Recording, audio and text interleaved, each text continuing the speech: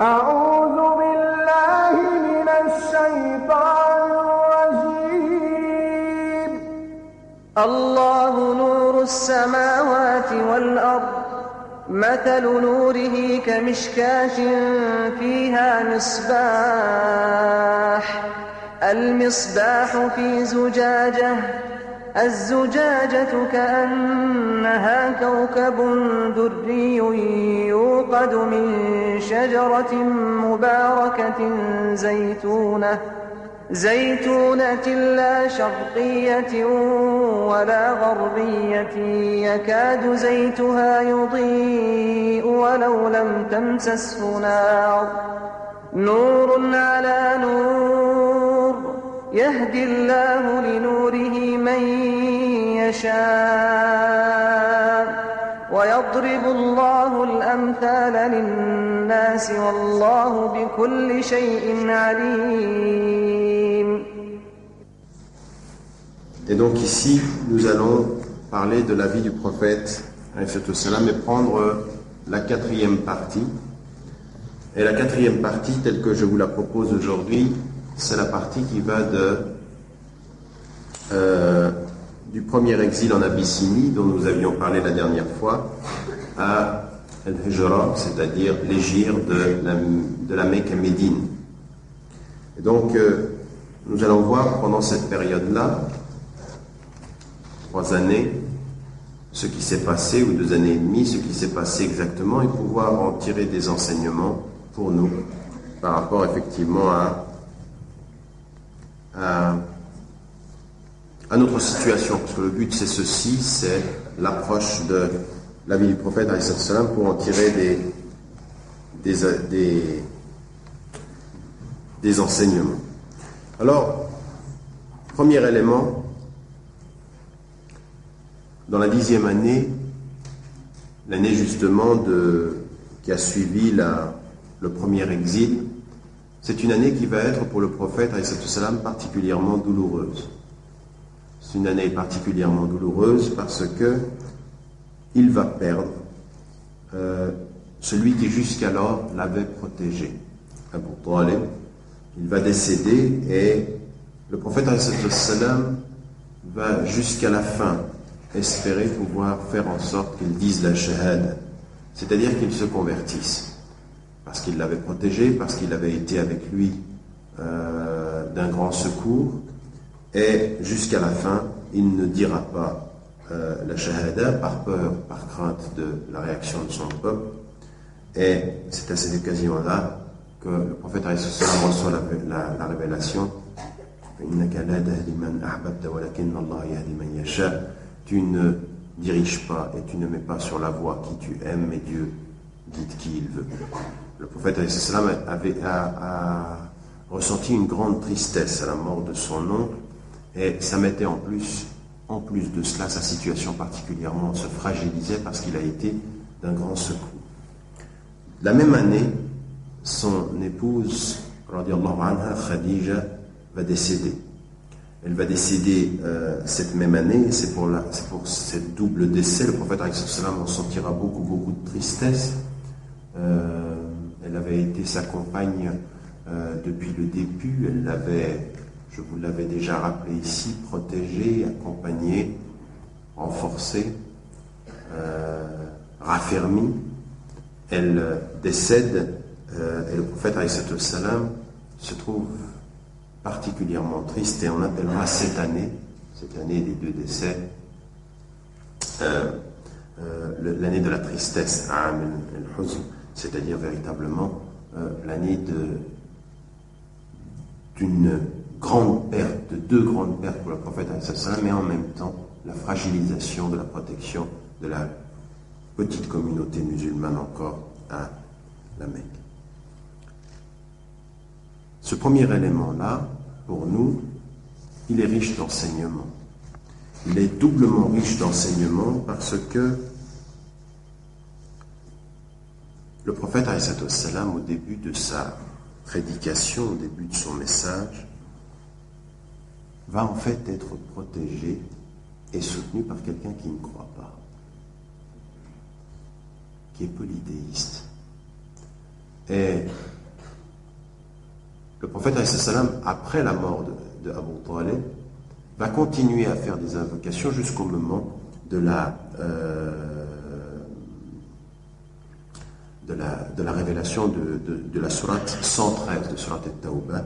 وما كان للنبي والذين آمنوا أن يستغفروا للمشركين ولو كان أولي قربى من بعد ما تبين لهم أنهم أصحاب الجحيم.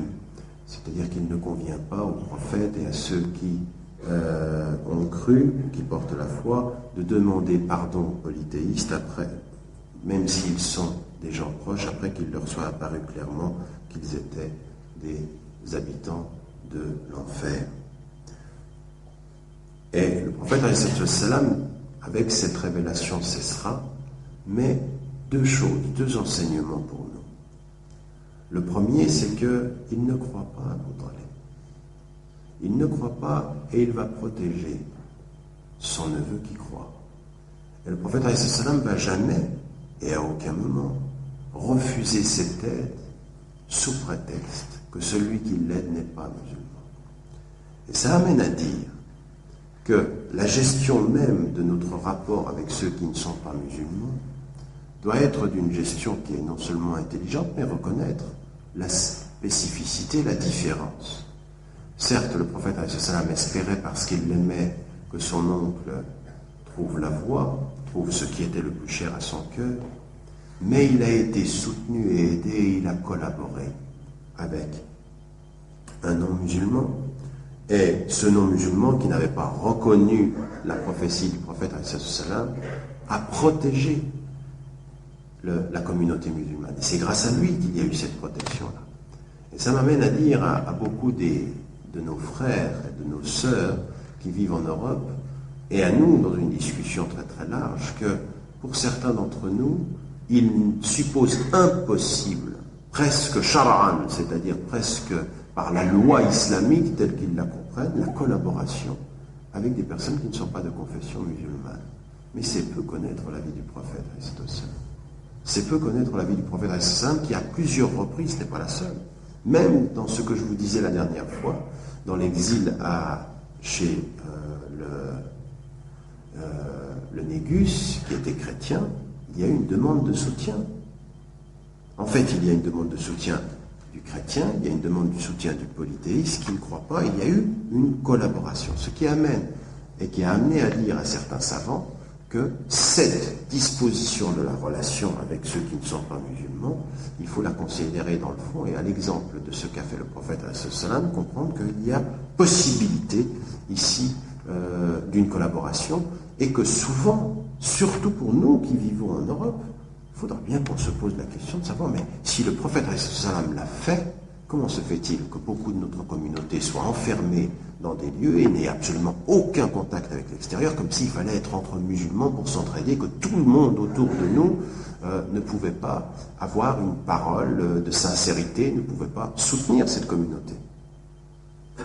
Or, c'est faux, il y a des gens à l'extérieur qui ne sont pas de confession musulmane et qui, eux, ont envie de traduire une parole de vérité, qui seront prêts à défendre les choses. Je vais vous donner un exemple. Un exemple qui est fondé, mais il y en a plein d'autres. Mais là, je vous prends un exemple administratif pour vous montrer à un degré vraiment simple ce qui s'est passé.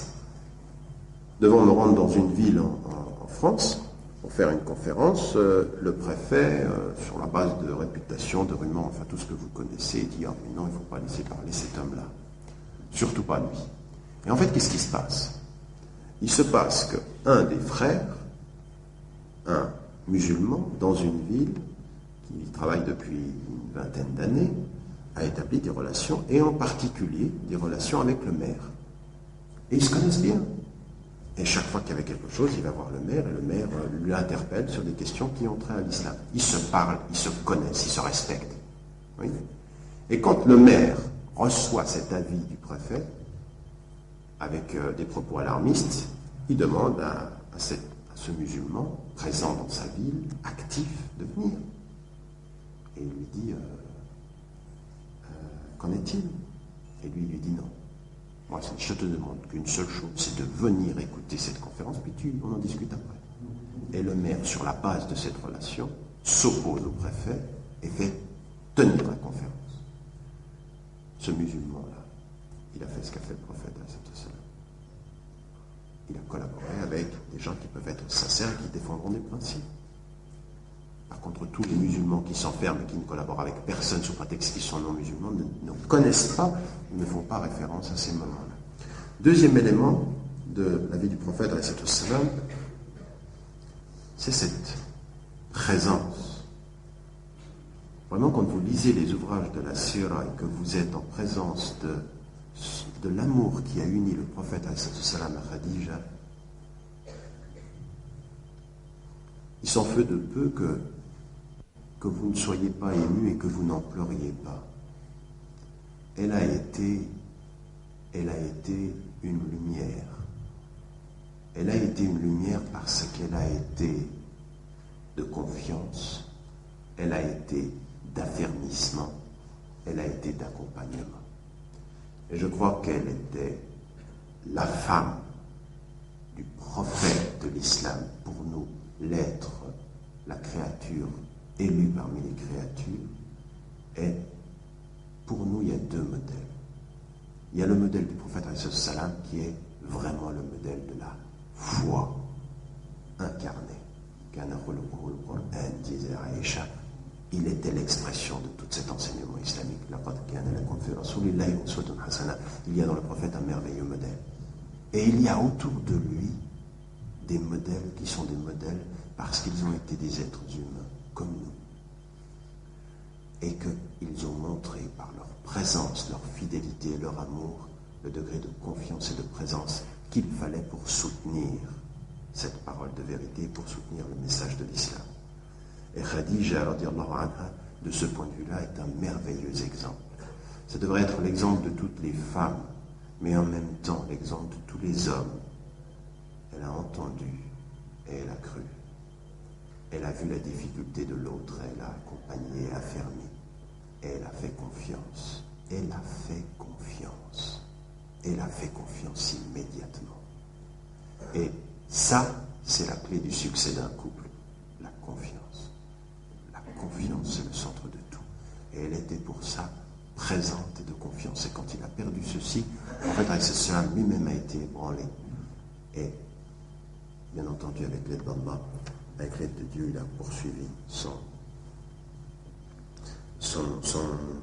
sa mission.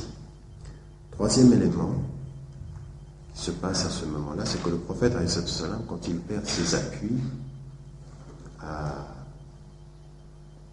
la Mecque, va finalement essayer de chercher, de trouver des solutions différentes. Et en particulier, il va se rendre à Taïf. À Taïf, qui est une ville, petite bourgade comme ceci, dans laquelle le prophète va aller chercher de l'aide. Et en fait, il ne va y trouver là-bas que de l'adversité. Avec les responsables de cette tribu qui feront et pousseront les jeunes à lui jeter des pierres et à l'insulter. Deux événements importants pendant cette expédition ou cette visite du prophète pour trouver une solution. Et le premier enseignement, c'est cela. C'est que le prophète n'a pas cherché la confrontation, il a cherché des solutions. Où est-ce qu'on peut aller maintenant qu'on n'a plus nos soutiens? Et il va aller à Taïf pour essayer de trouver une solution. Vers qui? Vers des gens qui ne sont pas musulmans, pas encore accepté l'islam. À ce moment-là, il va chercher une solution pour essayer d'asseoir sa présence. Deux enseignements. Le premier enseignement qui est important, sur lequel on passe parfois, c'est que il va revenir, ça sera un échec, son expédition. Mais il y a un jeune qui s'appelle Addas qui a entendu.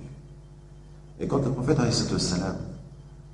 va se cacher pour se protéger derrière un buisson, un buisson pour faire court, va venir à lui quelqu'un qui est un jeune chrétien et qui va lui proposer du raisin. Il s'appelle Addas. Et quand le prophète va dire Bismillah au moment de manger les raisins, Ça va le surprendre parce que personne ne dit ça. Et il va être surpris et émerveillé par l'attitude de cet homme. Voyant tout ceci, mangeant du raisin et n'oubliant pas d'invoquer Dieu, se convertira. Il allait chercher la protection pour son peuple, il revient avec un échec, mais il revient avec une personne qui a entendu. Parce que le nombre ne compte pas, et parfois on va à quelque part et on fait quelque chose avec une intention, et Dieu décide d'une autre. Ce jeune-là va avoir un rôle important, parce qu'il va effectivement, par rapport à la transmission du message, la poursuivre. Un homme a entendu, là, par une attitude. Et le prophète al-Salam qui était venu appeler à la protection, à trouver une oreille. Et les commentateurs de la vie du prophète le relèvent, parce que c'est une importance. Ce n'était pas une question de nombre, c'était une question de personne. Et la deuxième des choses, c'est que le prophète al-Salam, dans cet échec-là, qu'est-ce qu'il va faire? Qu'est-ce qu'il va faire quand il voit des gens, en voyant leurs enfants, l'insulter, lui jeter des pierres jusqu'à enseigner? Mais il fait faire la chose dont nous devrions nous souvenir. Il va se retourner vers le créateur des êtres. Et la fameuse dua qui est reconnue ou rappelée, que vous avez sans doute entendue pendant les mois du Ramadan. Allahumma ilayka ashku da'fa quwwati. Toute cette dua que le prophète dit, ô Dieu, c'est à toi dont je me plains de la faiblesse de mes forces. Et à un moment donné, il lui pose la question, il amène Takiluni. À qui tu m'envoies? Il a vers un éloigné qui va me négliger, ou vers un ennemi dont tu as rendu maître de mon destin. Vers qui? Le prophète al-Salam se tourne vers Dieu. Quand il n'a plus de solution, il se tourne vers Dieu et il fait des invocations. Et la clé de cette dua, c'est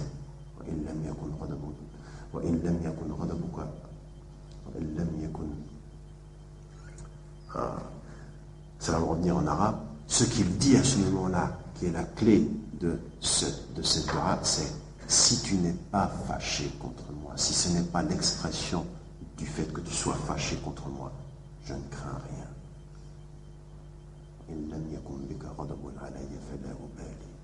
Si ce n'est pas l'expression, ce qui m'arrive là, l'expression du fait que tu es fâché contre moi, je n'ai rien à craindre. Le prophète sallam a perdu son oncle, sa protection, son épouse. Il va dans un peuple et il ne trouve personne. Il trouve que des pierres et il ne se plaint pas. Ne délaisse pas sa mission. Il se retourne vers le Créateur des cieux et de la terre et il lui dit, si tout ce qui m'arrive n'est pas l'expression de ta colère, alors j'ai pas de crainte. J'ai pas de crainte. La réalité, c'est que c'est l'essence même de la foi. Tout ça, ce sont des épreuves. Si ça, c'est une épreuve, mais qui n'exprime pas ta colère, mais qui exprime ton amour, eh bien, je n'ai pas de crainte. La réalité, c'est que je ne crains personne. C'est ça le message. Il va se faire recevoir à coups de pierre, et il se retourne vers Dieu, et ce qu'il nous fait entendre à nous, dans une invocation qui est restée célèbre, c'est « Je ne crains personne ». Si toi, tu n'es pas en colère, je ne crains personne. Cette formule, cette dua, ce moment très important où le prophète sallam est complètement déstabilisé, il faudrait que nous, à la lecture de la vie du prophète, nous nous en souvenions. Combien de fois, quand nous sommes ici, en France, on peut nous insulter, on ne nous jette pas des pierres, on nous jette parfois des insultes. Qu'est-ce qu'on fait? On se retourne vers Dieu? Mais non, on répond parfois à l'insulte. Parfois, on est même découragé. On craint même leur regard. On pourrait, certains d'entre nous, certains musulmans pourraient, pour ne pas déplaire au regard de ceux qui les entourent, risquer la colère de Dieu. Et le message, c'est que si tu n'es pas en colère, je ne crains personne. Mais c'est ta colère qui compte. Ce que je veux, c'est que tu ne sois pas en colère. Notre message à Dieu, c'est « Je ne veux pas ta colère ».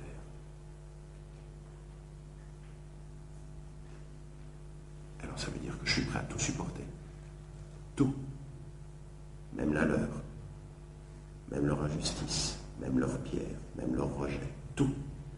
Mais pas ta colère. À ce moment-là, c'est le centre même de ce que le prophète ﷺ va vivre au moment de sa da'wa. 5e élément qui va se passer. Regardez, l'épreuve, elle n'est pas finie. Le prophète ﷺ revient de Taïf. Il revient et il n'a rien trouvé. Il n'a rien trouvé. Il n'a pas d'aide. Et il va y avoir une épreuve qui va se rajouter. Et l'épreuve qui va se rajouter, c'est l'Isra ou le Ma'raj. C'est le voyage nocturne et l'élévation, l'ascension. Ça vient tout de suite après cela. Et cette élévation, qu'est-ce que c'est? Le prophète ﷺ annonce qu'il vient de se rendre à la mosquée la plus éloignée, c'est-à-dire à Jérusalem, et qu'il est monté au ciel. Il annonce, et le Coran va le confirmer, le voyage nocturne et l'ascension. C'est-à-dire qu'il va dire au peuple, et c'est un moment très important, il va dire à tous ceux qui l'entourent, il vient de se passer un miracle. Et en fait, ce miracle lui-même, c'est une épreuve, parce qu'il va mettre à l'épreuve la confiance et la foi de ceux qui entourent le prophète.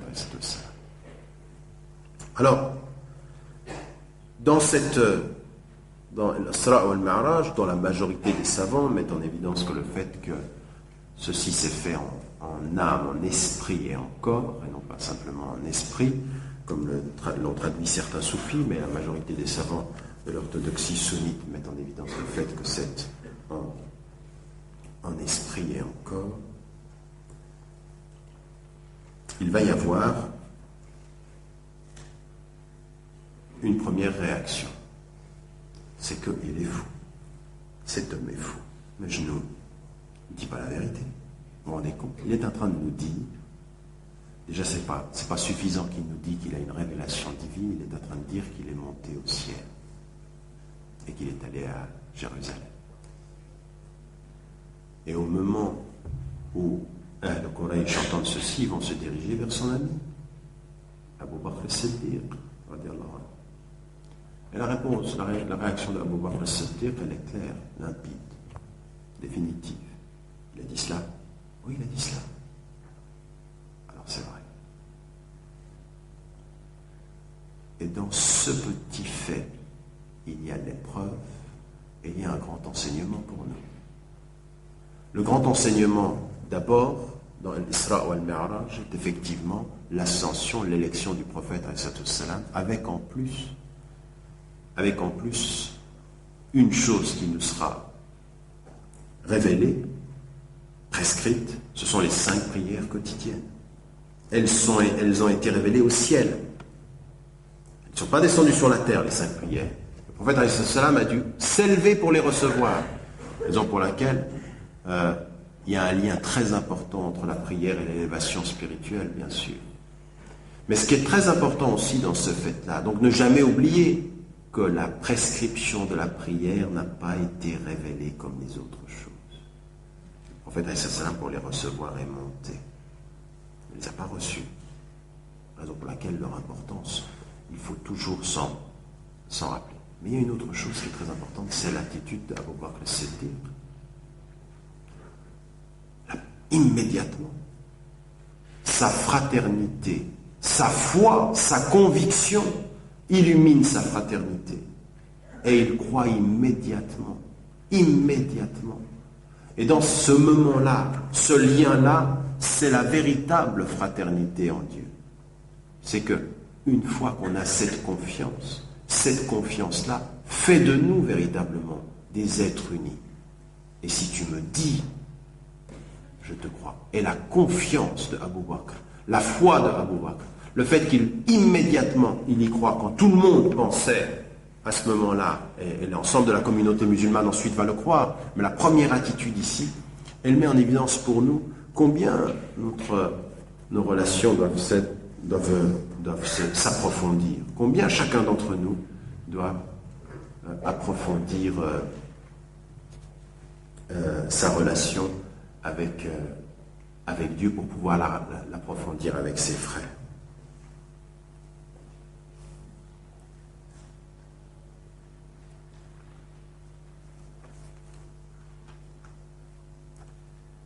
Ce que nous devons retenir également de l'Isra ou al-Mi'raj, ce sont deux enseignements. Le premier, c'est que le prophète, alors qu'il passait à côté de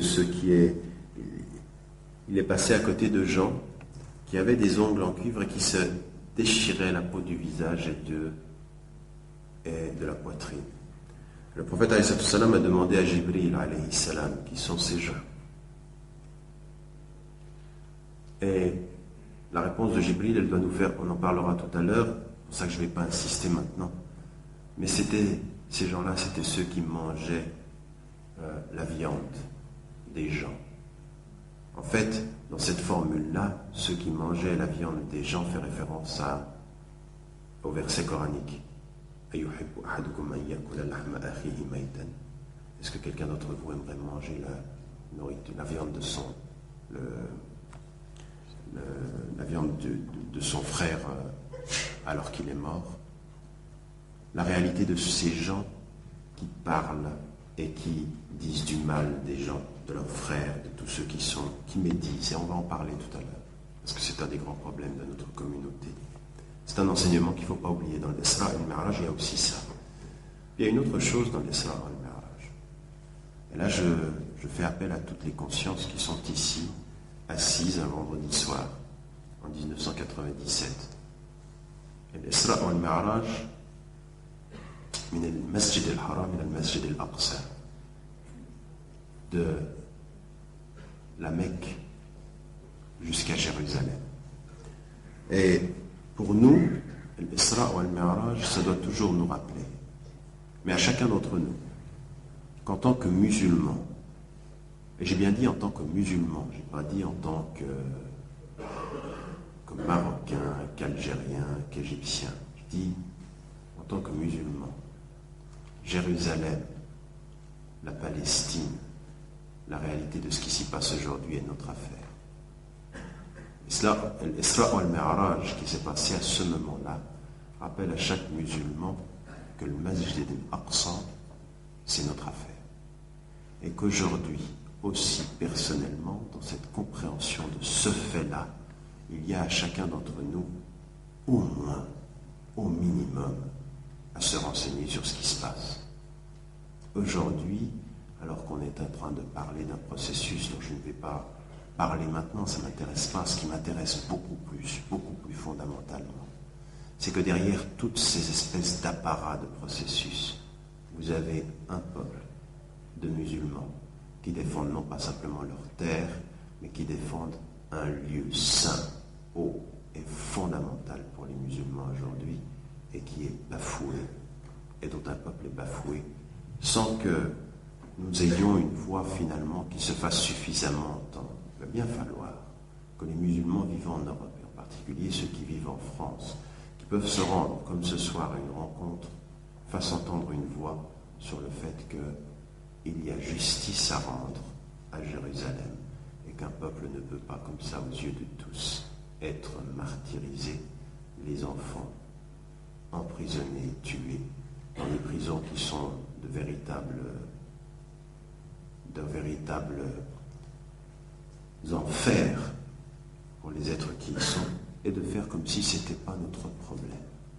Un musulman aujourd'hui qui ne porte pas dans son cœur le Masjid al-Aqsa et qui ne porte pas en son cœur Jérusalem doit se poser des questions sur la nature de sa relation et de sa compréhension de ses sources.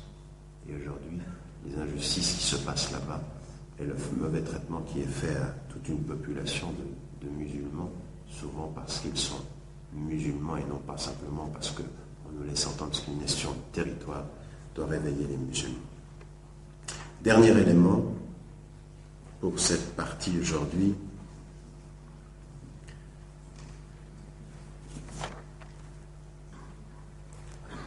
c'est que le prophète, alayhi salam, malgré tout ça, regardez, 1, il perd son oncle. 2, il perd sa femme. 3, il est rejeté à coups de pierre.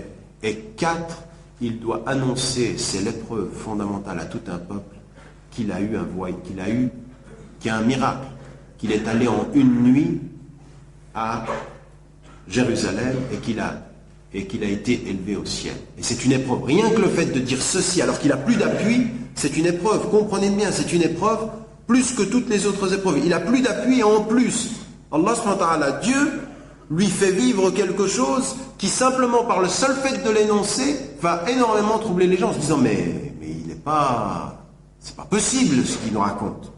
Et ça va consolider ce qui en apparence était une difficulté, une épreuve, va consolider les musulmans et va faire malgré tout que le prophète ﷺ va continuer ce qu'il avait annoncé. Donnez-moi la lune ou donnez-moi le soleil, je ne changerai pas. La persévérance, il a continué à la faire. Et quand il y avait ces caravanes qui venaient de Médine, il a continué à appeler à l'islam. Il a continué à traduire le message. Malgré tout ce qui était en train de lui arriver, une persévérance.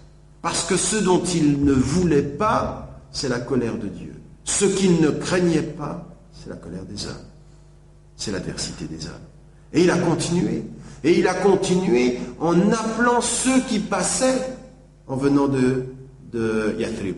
Il les appelait. Et la première année, ceux qui vont répondre à son appel, c'est pas grand-chose par rapport à tout le destin de la communauté par la suite. 7 personnes. Et la deuxième année, 12.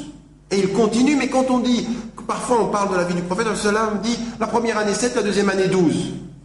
Non mais, entre la première et la deuxième fois, il y a 12 mois. Et 12 mois, c'est 12 mois de persécution, c'est 12 mois de peine, c'est 12 mois d'insultes, c'est 12 mois de rejet, c'est 12 mois. C'est pas première, deuxième comme ça, c'est 12 mois d'une persécution totale et permanente, et qui n'a fait changer que de 7 à 12. De 7 à 12, 12 mois, et persévérant, et confiant, et solide, croyant, mu'min, iman billah. C'est que c'est Dieu. Et quand, après la deuxième, il décide d'envoyer un homme, il envoie un homme qui n'est pas celui qui avait le plus de science. Il envoie l'homme de la situation. L'homme de la situation qui sait parler, qui s'est converti très très rapidement. Mus'ab ibn Umayr s'est converti très très rapidement. À l'écoute du Coran, il s'est converti. Il a été, regardez, il n'y a pas de hasard. Il l'a reçu dans sa beauté et l'a transmis dans sa beauté. Il a été le premier que le prophète a choisi pour aller dire. Parce qu'il a choisi en fonction de la qualité. Transmettre le message, apprendre le Coran. Et c'est lui qui va faire le changement ensuite. Mais regardez comment ça s'est passé. Sur une année, 5 personnes. Et puis ensuite, le prophète qui prépare le terrain, la vue longue, et qui envoie un homme.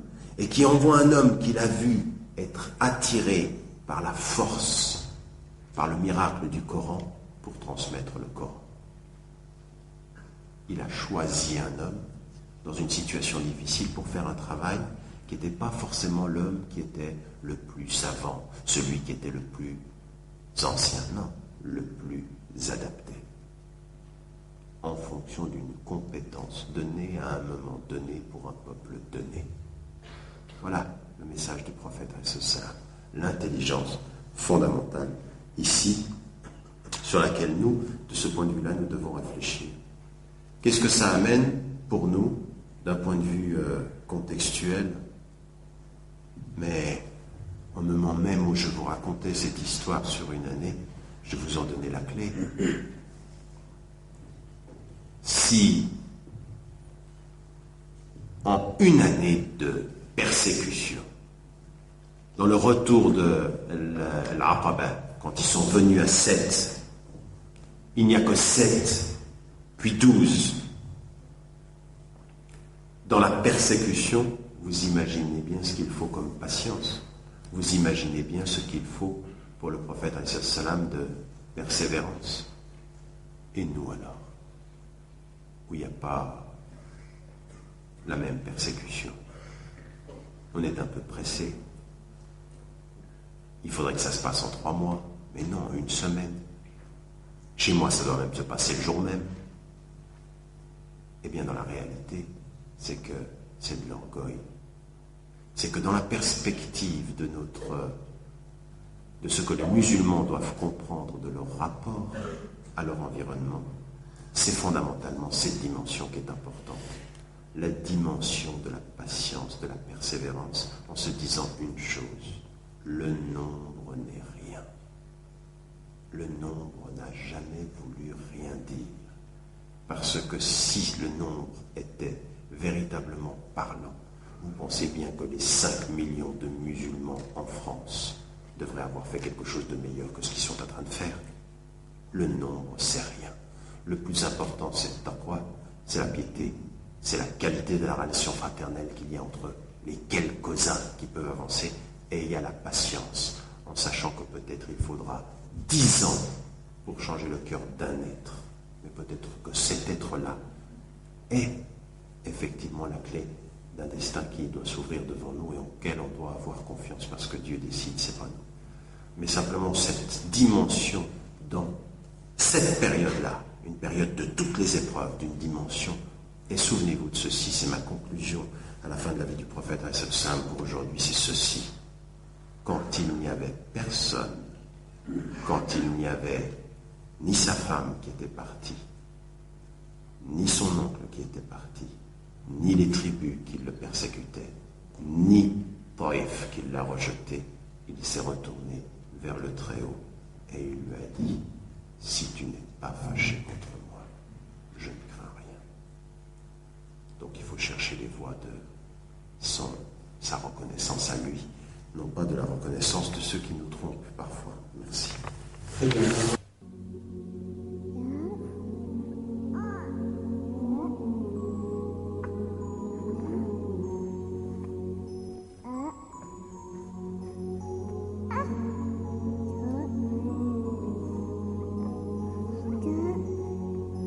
صلى الله على محمد صلى الله عليه وسلم صلى الله على محمد صلى الله عليه وسلم صلى الله على محمد صلى الله عليه وسلم صلى الله على محمد صلى الله عليه وسلم segarnya dalam ingatan jika kau baru dilahirkan bersama selawat didendang itulah tanda kesyukuran sallallahu ala Muhammad sallallahu alaihi wasallam sallallahu